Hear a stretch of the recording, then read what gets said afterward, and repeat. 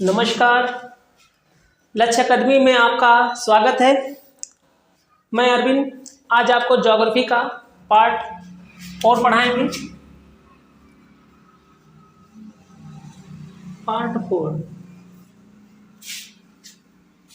तीसरे भाग में हमने बताया भारत की समुद्री सीमा, तटीय सीमा के बारे में और स्थलीय सीमा के बारे में हमने वर्णन कर दिया था। आज हम भारत के जलीय सीमा के बारे में बताएंगे, भारत की समुद्री सीमा।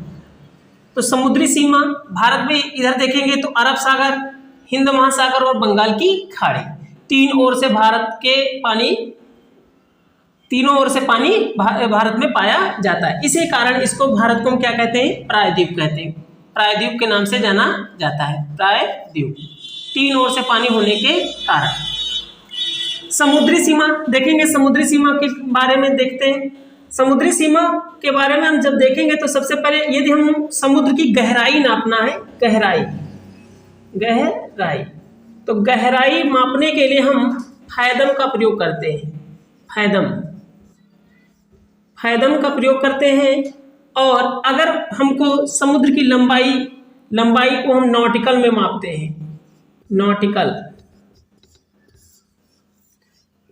में मापते हैं। इस प्रकार से विश्व में, वर्ल्ड में भारत की समुद्री सीमा कितनी पाई जाती है, उसका कितने क्षेत्र तक उसका अधिकार है, इसके बारे में हमको पढ़ना है। तो इसके क्षेत्र के अंतर्गत जलीय सीमा को, समुद्री भारत की सीमा को तीन भागों में बांटा गया है, तीन मंडलों में बांटा गया है। प्रादेशिक समुद्री सीमा, संलग्न क्षेत्र या अभिनिश्चित सीमा या अन्य आर्थिक क्षेत्र।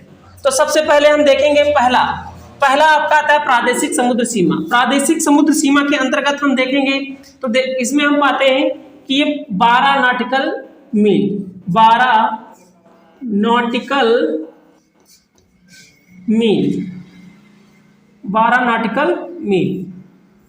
कहने का तात्पर्य यह है कि यहां से अगर हम पश्चिमी तटीय सीमा से भारत के 12 नॉटिकल मील की तरफ जाते हैं, 12 नॉटिकल मील, ये नॉटिकल मील, 12 नॉटिकल मील की तरफ जाते हैं तो इस क्षेत्र को हम क्या कहते हैं? प्रादेशिक समुद्र सीमा कहते हैं। 12 नॉटिकल क्षेत्र के अंतर्गत आता है 12 नॉटिकल सीमा।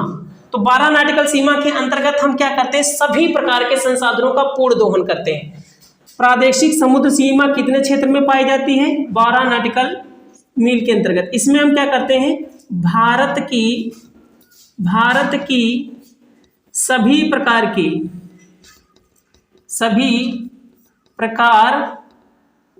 की जलीय अधिकार पाया जाता है। सभी प्रकार का जलीय अधिकार, यानी कहने का मतलब इधर से पूर्वी और पश्चिमी तटीय सीमा से हम 12 नॉटिकल मील तक जाते हैं तो इस क्षेत्र में जितने भी संसाधन होते हैं, उन संसाधनों का सभी प्रकार से क्या होता है? अधिकार होता है, या उसका हम विदोहन कर सकते हैं, सभी प्रकार के संसाधनों का। इसलिए ये 12 नॉटिकल मील के बीच पाई जाती है, जिसको हम क्या कहते हैं? प्रादेशिक सीमा या प्रादेशिक मंडल के नाम से जानते हैं, सभी प्रकार के। अच्छा, तटरेखा का मतलब क्या होता है?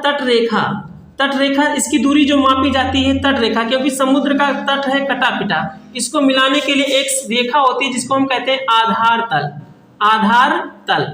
तो ये आधार तल से ही मापा जाता है, आधार तल से 12 नॉटिकल मील के बीच में। तो इस क्षेत्र में सभी प्रकार के जितने भी संसाधन हैं उनका हम विदोहन या पूर्ण प्रयोग कर सकते हैं। इसी प्रकार से 12 के बाद आप आगे बढ़ेंगे, जब धीरे धीरे आगे बढ़ेंगे तो आपका 24 नॉटिकल पाया जाएगा। 24 नॉटिकल मील।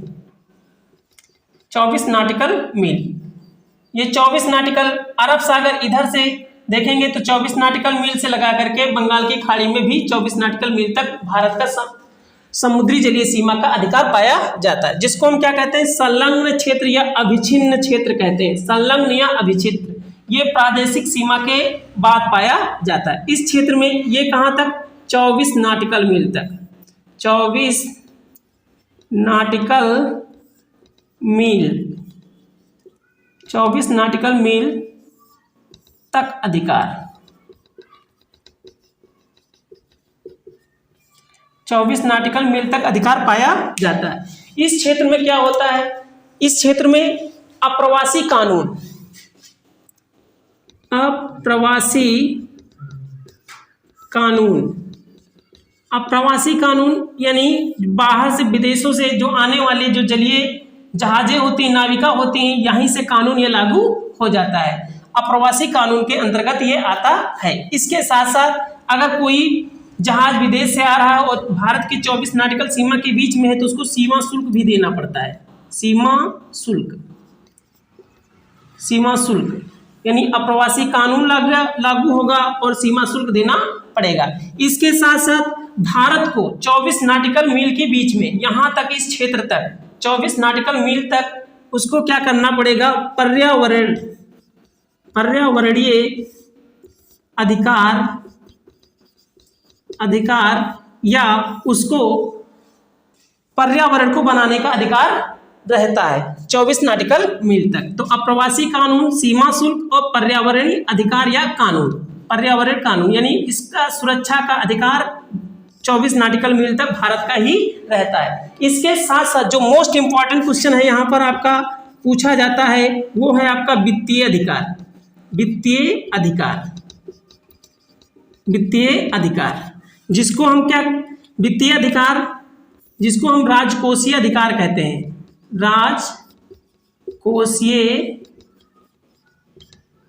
राजकोषीय अधिकार के अंतर्गत आता है। तो वित्तीय अधिकार आपका किस क्षेत्र में पाया जाता है, तो आप बताएंगे 24 नाटिकल मील के बीच में पाया जाता है, जिसको हम संलग्न क्षेत्र या अविच्छिन्न क्षेत्र के नाम से पुकारते हैं।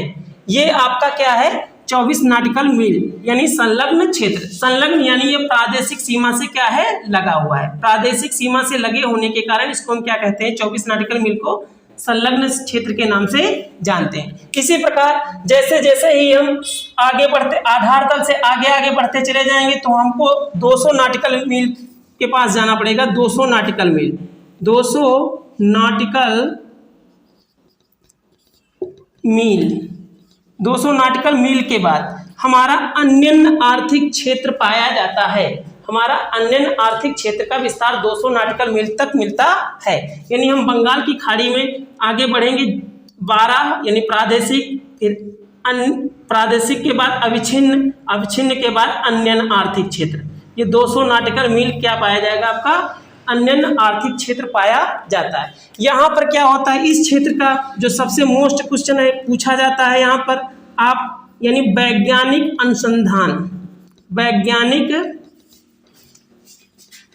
अनुसंधान यानी वैज्ञानिक अनुसंधान या वैज्ञानिक कोई भी प्रकार का आपको क्या करना है, यहाँ पर वैज्ञानिक या विज्ञान, जो विज्ञान होती है या जो वैज्ञानिक लोग होते हैं अपना मतलब सर्वेक्षण करने के लिए इस नाटिकल मील के बाद अपना अधिकार कर सकते हैं। वैज्ञानिक अनुसंधान यानी यहाँ पर आपका अपना क्षेत्र पाया जाता है।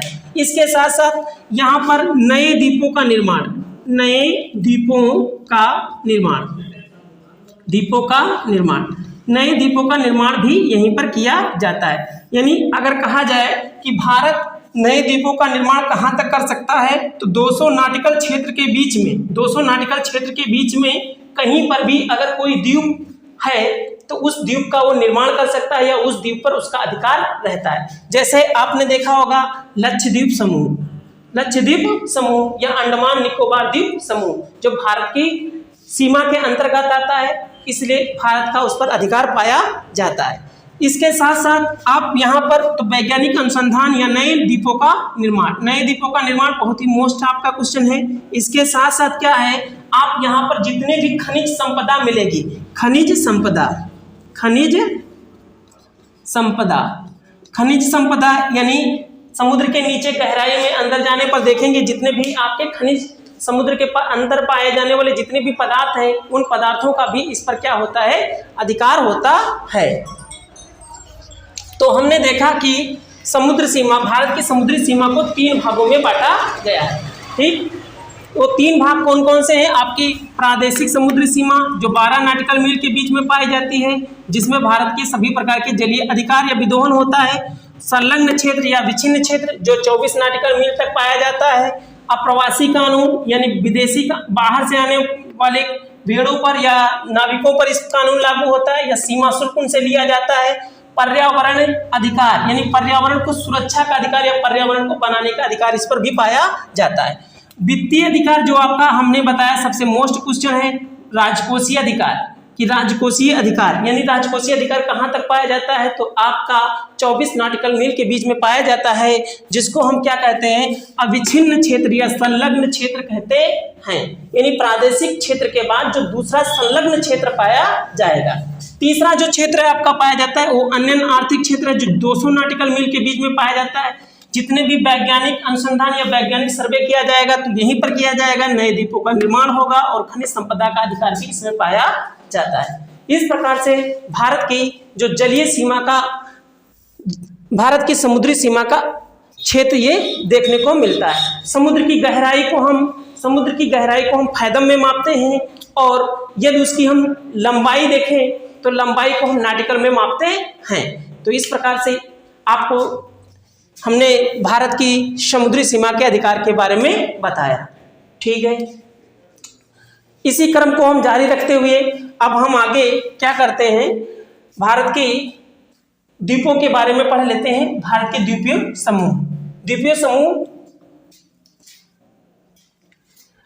समूह के बारे में हम नेक्स्ट वीडियो में चर्चा करेंगे। धन्यवाद।